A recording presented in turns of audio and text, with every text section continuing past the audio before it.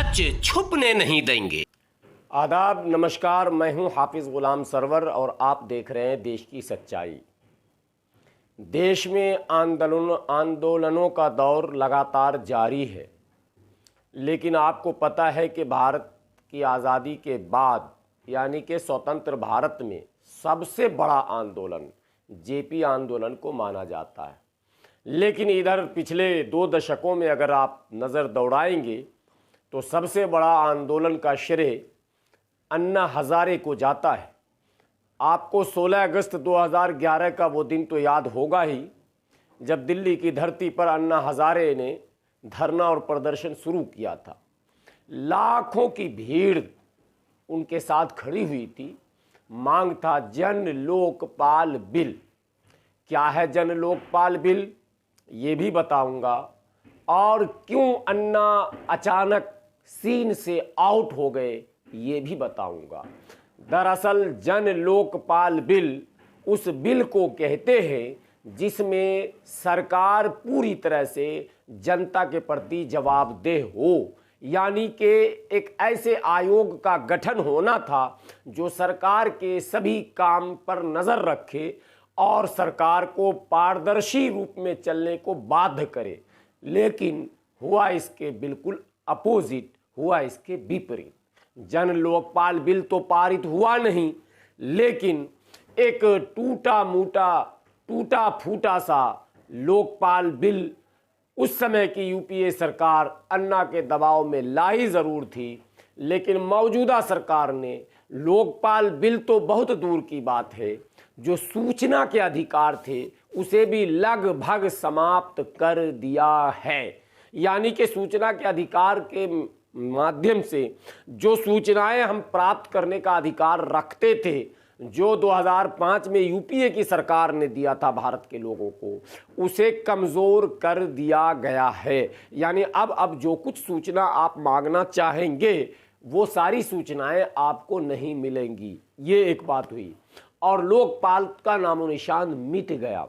लेकिन अन्ना आंदोलन से एक बड़ा फायदा ये हुआ कि सेकुलर पार्टियों की छवि धूमिल हुई और तमाम सेकुलर पार्टियों पर आकंठ भ्रष्टाचार में डूबे होने का आरोप सिद्ध कर दिया गया अन्ना जी के द्वारा, और भारतीय जनता पार्टी सत्ता में आई। अन्ना जी के सहयोग में केजरीवाल, मनीष सिसोदिया इत्यादि, और साथ में एक योग गुरु कहे जाने वाले बाबा रामदेव, जिनके विषय में आपको पता है कि 35 रुपये पेट्रोल बेचवा रहे थे, लोगों को मूर्ख बना रहे थे कि 35 रुपये पेट्रोल लोगे या 70 रुपये लोगे, वो भी आपको याद होगा। ये तमाम लोगों ने एक स्क्रिप्ट तैयार किया था और संघ के इशारे पर एक बड़ा आंदोलन कर वर्तमान सरकार को कटघरे में खड़ा करने में ये सफल हो गए थे।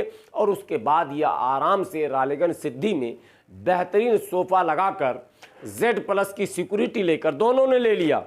आपको ये भी याद होगा अन्ना हज़ारे को भी Z+ की सिक्योरिटी मिल गई और बाबा रामदेव को भी Z+ की सिक्योरिटी मिल गई, और दोनों मालामाल भी हो गए, दोनों जो है संपन्न हैं, सुखी हैं।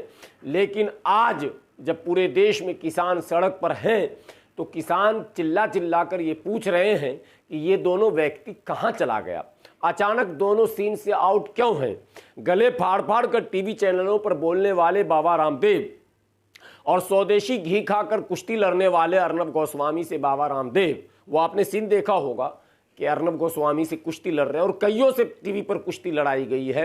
हालांकि हमें तो लगता है कि वो बदन में दम ज़्यादा नहीं है, लेकिन वो आर्टिफिशियल कुश्ती कराई जाती है। तो बाबा रामदेव भी चुप हैं और अन्ना हज़ारे भी चुप हैं। क्या किसान जो कि इस सर्दी में दिल्ली की सीमाओं पर डेरा जमाए हुए हैं, उनकी समस्याओं पर बाबा रामदेव या अन्ना हज़ारे कुछ बोलेंगे, या यूं ही अन्ना हज़ारे यहाँ से गुजर के जो चले गए तो फिर लौट के नहीं आएंगे? तो क्या ये मान लिया जाए कि देश के किसानों के लिए अन्ना हज़ारे नहीं रहे? क्या ये मान लिया जाए कि देश के जवानों के लिए अन्ना हज़ारे नहीं रहे? क्या ये मान लिया जाए कि आकंठ भ्रष्टाचार में डूबी वर्तमान सरकार के लिए अन्ना हज़ारे अब नहीं रहे? अन्ना हज़ारे अस्तित्वहीन क्यों हुए? क्या घोटालों का दौर समाप्त हो चुका? क्या मौजूदा सरकार पूरी तरह से ईमानदार और पारदर्शी और जनता के प्रति, देश के प्रति जवाबदेह है? क्या मौजूदा सरकार में किसी भी प्रकार का भ्रष्टाचार नहीं हुआ?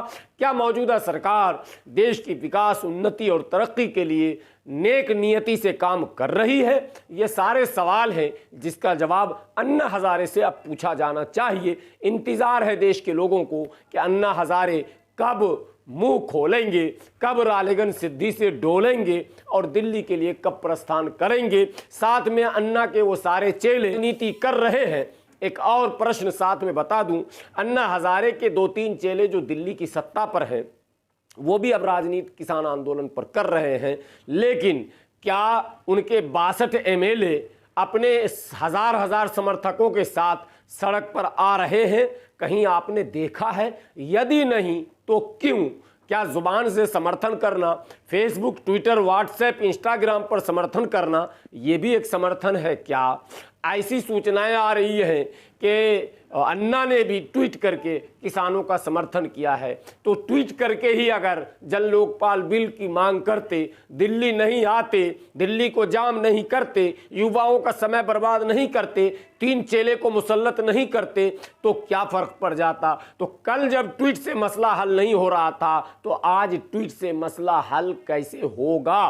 क्यों नहीं आप रालेगन सिद्धि से बाहर निकल रहे हैं? ये सवाल बना रहेगा। देश की सच्चाई भी ये जानने की कोशिश करेगी कि वो तमाम लोग जो देश के मुद्दों पर, विभिन्न मुद्दों पर देश के युवाओं को गुमराह कर रहे थे, क्या वाकई वो समाज सेवी थे या किसी संगठन के द्वारा प्रायोजित थे? जिस तरह का आरोप आज किसानों पर तथाकथित राष्ट्रभक्त या तथाकथित राष्ट्रीय मीडिया लगा रही है, मैं समझता हूं सेम वही आरोप पूरे सच्चाई के साथ मैं कह सकता हूं कि बाबा रामदेव हो या क्या कहते हैं उस समय के ये सारे इनके जो चेले हैं अन्ना हजारे के, वो हों जो गवर्नर भी बन चुके हैं, मुख्यमंत्री भी बन चुके हैं, इन लोगों ने भी सिर्फ और सिर्फ जनता को गुमराह किया और किसी खास संगठनों के इशारे पर काम किया है। ये उनके क्रियाकलापों से अब साबित हो रहा है। आगे और भी इस पर मजीद मेरी नज़र बनी हुई है। क्या करते हैं अन्ना हजारे और क्या करते हैं इनके चाहने वाले, क्या करते हैं इनके चेले, इस पर मैं पल पल की रिपोर्ट आपको देता रहूँगा। यहाँ तक के लिए आपसे एक गुजारिश कि इस तरह की स्टोरी मैं अक्सर आप तक पहुंचाता हूं।